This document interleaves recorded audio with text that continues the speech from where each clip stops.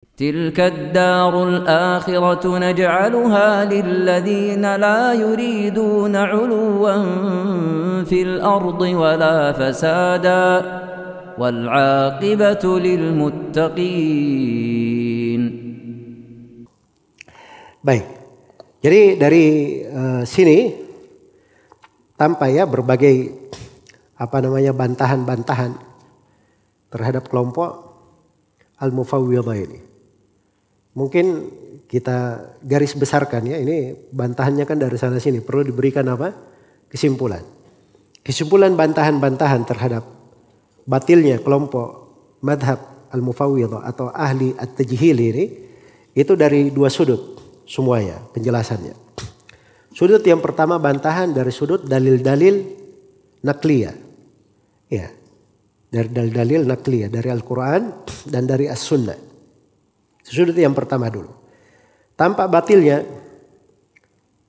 ucapan orang-orang mufawwidhah ini dari sudut yang pertama.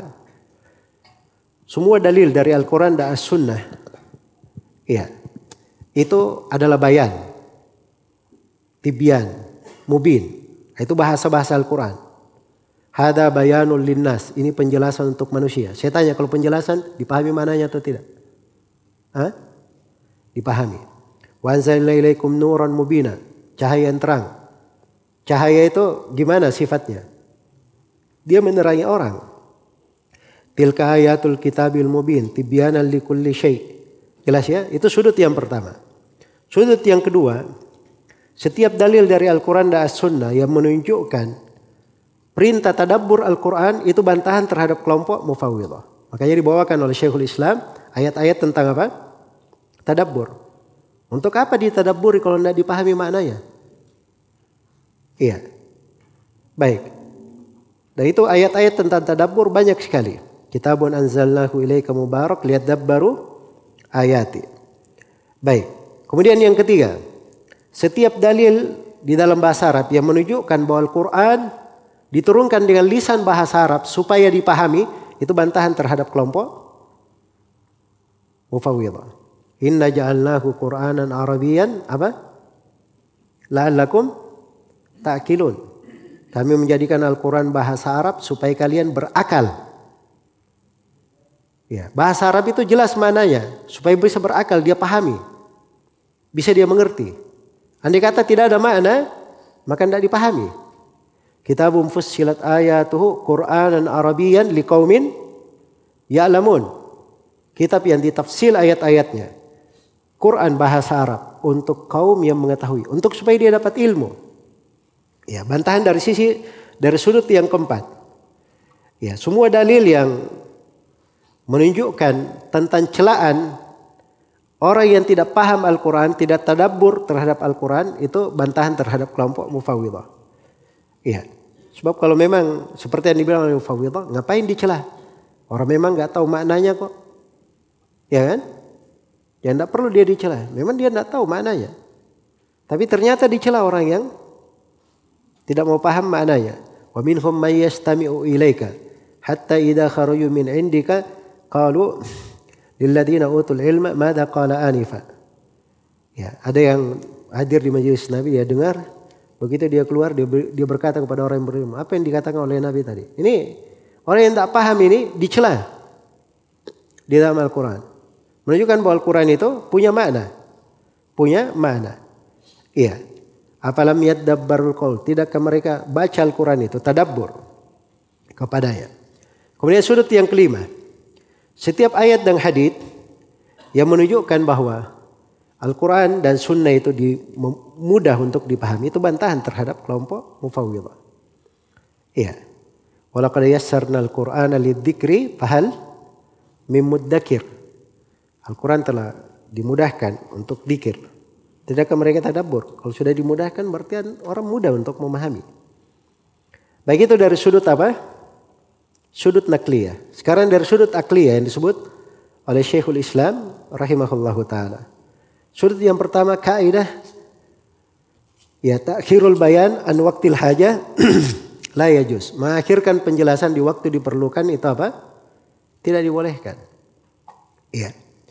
Jadi tidak mungkin nas-nas tentang sifat itu, ya kalau orang katanya baca ini akan memberi makna batil, tidak boleh. Itu kan artinya kita harus diterangkan apa makna itu, supaya kita tidak jatuh dalam kebatilan.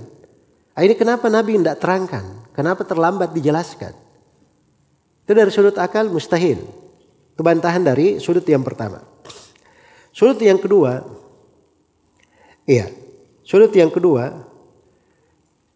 orang-orang yang mengatakan bahwa al-mufawwidhah yang mengatakan bahwa sifat-sifat ini tidak ada maknanya atau maknanya diserahkan kepada Allah Subhanahu wa taala. Kita tidak tahu apa maknanya, Rasul tidak tahu maknanya.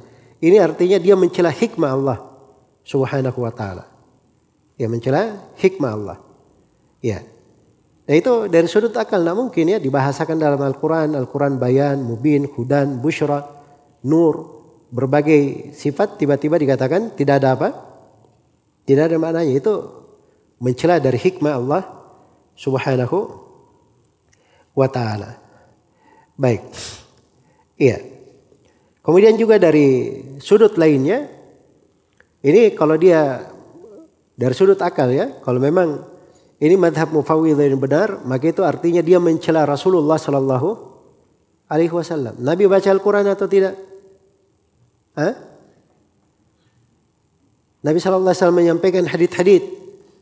Berarti ada Al-Quran yang turun kepada Nabi tidak tahu maknanya. Nabi menyampaikan hadits dan beliau sendiri tidak tahu apa yang beliau bicarakan. Iya. Itu kan mencela Nabi sallallahu alaihi wasallam. Ya, mencela Nabi sallallahu alaihi wasallam. Ya, kemudian dari sudut akal juga ini madhab mufawwidhah ini itu artinya celaan terhadap Al-Quran itu sendiri. Ya. Celaan terhadap Al-Quran sendiri. Al-Quran ini susah, berat. Ya, karena tidak diketahui maknanya, bahkan bisa menyesatkan. Kalau ditafsirkan begini, kita tersesat dari jalan, keluar kita dari jalan. Padahal kita hanya baca dari zahir maknanya, sesuai dengan bahasa Arab. Tapi bersamaan dengan itu disesatkan oleh mereka. Jelas ya? Nah, ini mengharuskan bahwa Al-Quran itu berat. Dan itu artinya mereka mencela Al-Quranul Karim. Kemudian sudut yang kelima itu artinya mereka mencela para sahabat Nabi Sallallahu Alaihi Wasallam. Karena para sahabat itu mereka memahami Al-Quran, mempelajari tafsirnya, mengajarkannya kepada para tabi'in. Ya, dan ini juga ini yang keenam, ini artinya dari sudut akal juga itu mereka ini dengan gaya yang seperti ini itu menyelisihi kesepakatan para ulama. Dan itu mustahil semua orang salah, mereka tiba-tiba benar gitu. 3 generasi sudah berlalu, tidak pernah ada yang seperti itu, tiba-tiba mereka muncul bahwa ini mana-mana dari sifat-sifat maknanya diserahkan kepada Allah Subhanahu wa taala. Jadi kesimpulannya bahwa Tariqah ahli sunnah, mereka katakan bahwa sifat-sifat itu punya makna. Mana-mana itu jelas. Ya, jelas secara bahasa. Dan kadang diterangkan. Sebuah ayat ditafsirkan dengan ayat yang lain. Kadang ayat diketahui dari sudut bahasa Arab, ditafsirkan oleh para sahabat. Dari sudut makna jelas. Apa yang disebutkan dari mana itu diimani. Yang tidak diketahui itu adalah kaifiatnya. Kaifiat dari apa? Sifat-sifat tersebut. Ya. Itulah yang disepakati oleh para as-salaf bahwa tentang kaifiat sifat-sifat Allah Subhanahu wa taala itu diserahkan ilmunya kepada Allah Subhanahu wa taala. Itulah yang dikatakan wala ya'lamu ta'wilahu illallah. Jelas sampai sini? Baik. Selesai pembahasan tentang ahli tafwid. Nah, kemudian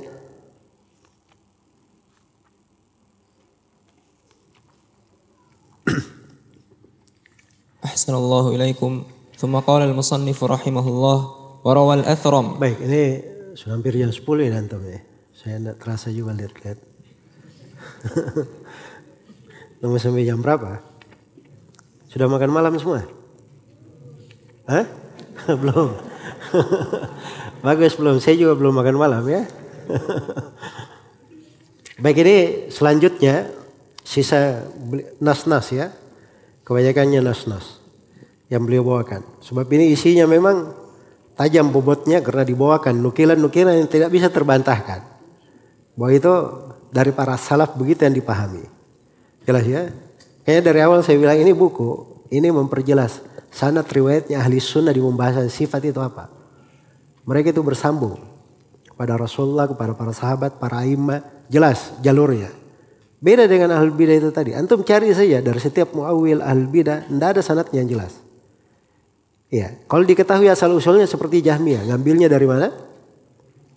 Dari Yahudi, tidak sampai kepada Rasulullah SAW dan para sahabat. Maka ini beliau pertajam ya dari bobotnya ini, dan dari keindahan buku ini penting ya, karena ini motivasi ya kita untuk membaca ucapan para ulama terdahulu.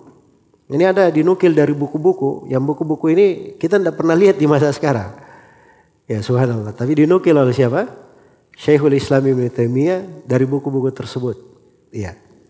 Beliau membacanya dari masa dahulu. Dan itu bisa dibuktikan buku-bukunya itu ada dari ucapan para ulama yang lainnya.